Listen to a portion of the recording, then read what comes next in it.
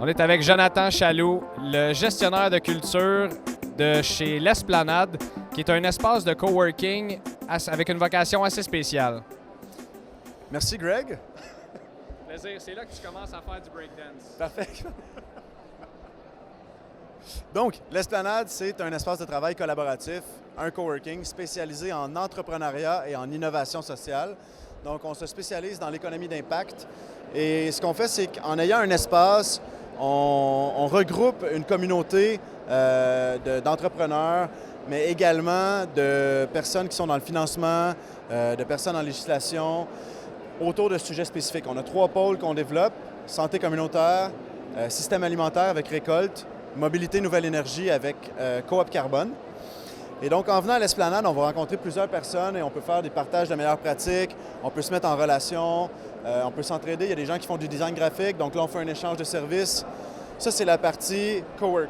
On a également le parcours d'accompagnement dans lequel on accompagne des porteurs de projets à visée sociale, que ce soit des Inc., des OBNL ou des coops.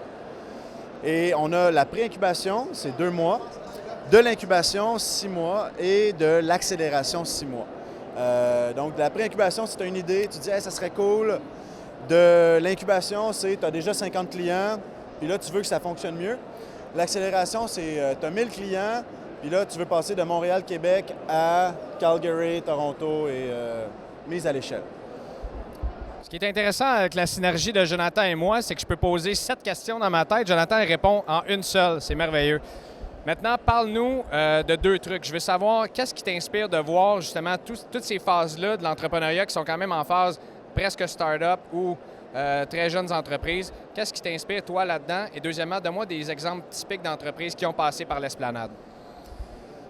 Ce qui est inspirant, en fait, c'est la culture de l'espace. Je suis gestionnaire de la culture. Il y a toute une culture collaborative. Dans nos bails, on fait signer les gens pour qu'ils acceptent de collaborer avec les autres résidents. Donc, il faut que ça fasse vraiment partie intrinsèque de la présence à l'Esplanade. Ensuite, ce sont des gens qui partagent des valeurs habituellement d'ouverture d'esprit, résolution de problèmes des entrepreneurs, impliqués, dédiés. Donc, tu demandes un coup de main, ils vont te donner un bras puis une jambe. Ensuite, c'est des gens qui ont plus d'expertise que moi.